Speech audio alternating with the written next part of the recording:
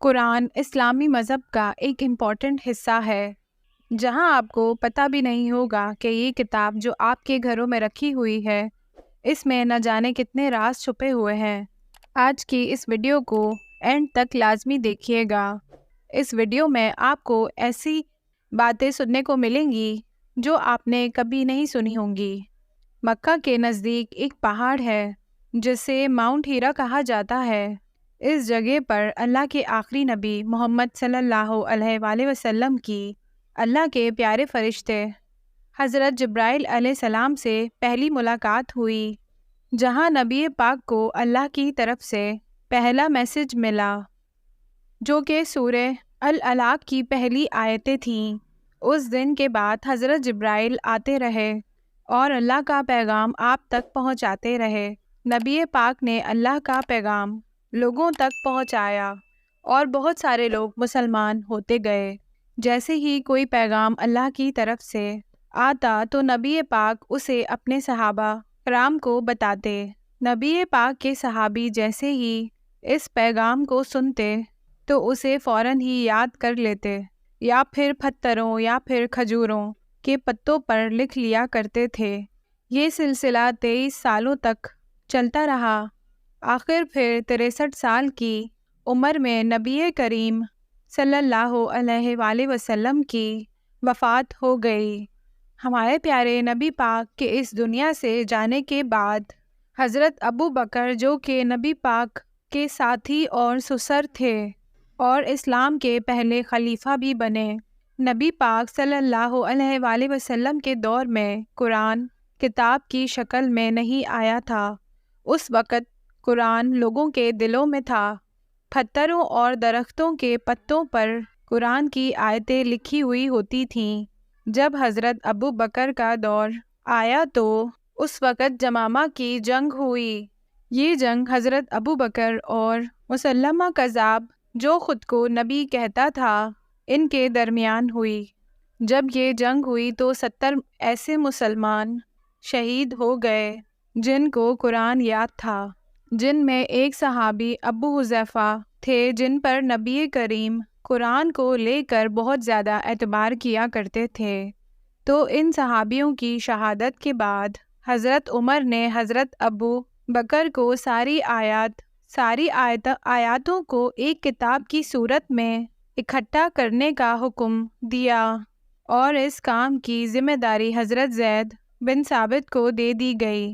پھر جب حضرت عثمان خلیفہ بنے تو انہوں نے قرآن کے الفاظ کو بہتر سے بہتر بنایا تاکہ لوگوں کو قرآن پڑھنے میں آسانی ہو۔ جب سے یہ قرآن کتاب کی شکل میں آیا ہے، اس نے اپنے خاص ہونے کا ثبوت دیا ہے۔ جیسے جیسے سائنس گرو کرتی رہی، قرآن کے راز ہمارے سامنے کھلتے گئے۔ جس زبان میں قرآن نازل ہوا ہے، یہ عربی زبان کی سب سے بہترین شکل ہے۔ قرآن کا ہر لفظ اپنے معیار پر پورا اترتا ہے اور اس کے سارے الفاظ بڑی خوبصورتی کے ساتھ ایک دوسرے کے ساتھ بنے ہوئے ہیں۔ اس کتاب کو آج 1400 سال ہو چکے ہیں اور آج تک اس لیول کی کتاب کوئی نہیں بنی۔ اس طرح کی کتاب انسان کے لیے لکھنا ناممکن ہے۔ جیسے اللہ نے قرآن کی سورہ الاسراء آیت نمبر 88 میں فرمایا ہے کہ تم فرماؤ، اگر آدمی اور جن سب اس بات پر متفق ہو جائیں یا اس قرآن کی مانند لے آئیں تو اس کا مثل نہ لا سکیں گے، اگرچہ ان میں ہر کوئی ایک دوسرے کا مددگار بھی ہو۔ نبی پاک صلی اللہ علیہ وآلہ وسلم نے بھی اپنی زندگی میں جو ارشادات فرمائے ہیں، ان میں بھی ایسی کوئی باتیں نہیں ہیں جو قرآن میں ہیں۔ اس سے یہ ثابت ہو جاتا ہے کہ یہ قرآن پاک نبی پاک صلی اللہ علیہ وآلہ وسلم نے اپنی طرف سے نہیں بنایا، بلکہ اللہ کی طرف سے نازل ہوا ہے۔ یہاں تک کہ حضرت علی علیہ السلام نے بچپن سے قرآن پڑھا اور حضرت علی علیہ السلام کے علم کے چرچے آپ نے سنے ہی ہوں گے۔ ایک بار ابو جہل اور ابو سفیان، جو اس وقت اسلام کے سب سے بڑے دشمن تھے، ایک رات کو چپکے سے نبی پاک صلی اللہ علیہ وآلہ وسلم کو قرآن پڑھتا سن رہے تھے۔ اس کے علاوہ بہت سارے لوگ تو قرآن پاک سن کر ہی مسلمان ہو گئے تھے۔ اللہ پاک قرآن میں فرماتا ہے کہ یہ وہ کتاب ہے جسے ہم نے برکت کے طور پر نازل کیا ہے، لہٰذا اس کی پیروی کرو اور تقوی اختیار کرو تاکہ تم سب لوگوں پر رحم کیا جا سکے۔ پیارے ناظرین، قرآن پاک کو پڑھنے سے آپ ذہنی طور پر مضبوط ہوتے ہیں، اس بات کا آپ کو پتہ بھی نہیں ہوگا۔ ایک ریسرچ کی گئی ہے جس پر یہ معلوم ہوا ہے کہ قرآن پاک کو پڑھنے سے ذہنی ٹینشن دور ہو جاتی ہے۔ اس ریسرچ میں مختلف طرح کے لوگ کا یہ کہنا ہے کہ قرآن پاک کو پڑھنا انسان کے لیے کسی علاج کی طرح ہے جو کہ ڈپریشن اور دوسری بیماریوں سے نجات دلاتا ہے۔ ریسرچ سے پتہ چلا ہے کہ قرآن پڑھنا یا سننا آپ کے لیے سکون دہ ثابت ہوتا ہے کیونکہ یہ دماغ کی خوراک ہے۔ قرآن نے مسلمانوں کو ہمیشہ دماغی طاقت مہیا کی ہے۔ قرآن پاک کی صرف رائٹنگ ہی الگ نہیں بلکہ اس میں کئی سوالوں کے جواب چھپے ہوئے ہیں جن کا جواب سائنس کو اب جا کر ملا ہے، لیکن قرآن نے یہ سب 1400 سال پہلے ہی بتا دیا تھا۔ جیسا کہ ہم سب تو یہ جانتے ہیں کہ ہم سب اپنے دماغ سے سوچتے ہیں، لیکن قرآن پاک کا یہ کہنا ہے کہ ہمارا دل بھی سوچتا ہے۔ جو رگیں اور نسیں ہماری باڈی میں خون کو پمپ کرتی ہیں، قرآن کہتا ہے کہ ہم اس سے سوچتے ہیں۔ ابھی تک تو سب کو یہ ناممکن لگتا تھا، لیکن حال ہی میں ایک نئی ڈسکوری ہوئی ہے جس سے یہ معلوم ہوا ہے کہ انسان کے دل میں 40,000 اسپیشلائز سیلز ہوتے ہیں جسے سینسری نیورائٹس کہا جاتا ہے۔ یہ سیلز اپنی مرضی سے سوچتے ہیں اور محسوس کرتے ہیں۔ سائنس یقین کرتی ہے کہ دنیا میں پانی پیٹرول کے ذریعے آیا ہے اور قرآن نے یہ بھی پہلے بتا دیا ہے۔ اور صرف یہی نہیں، قرآن یہ بھی کہتا ہے کہ ہم نے زندہ ہر چیز کو پانی سے بنایا ہے۔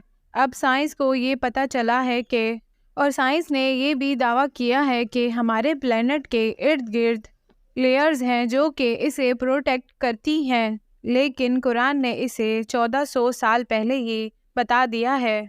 اس کے علاوہ قرآن کے 6 سپارے میں بتایا گیا ہے کہ حضرت ابراہیم کی قوم سورج، چاند، ستاروں کی پوجا کیا کرتی تھی۔ حال ہی میں سائنس نے اسے ڈسکور کیا ہے کہ اس طرح کے لوگ واقعی ان چیزوں کے پجاری تھے، لیکن مزے کی بات یہ ہے کہ یہ نالج ہزاروں سال تک گم رہی۔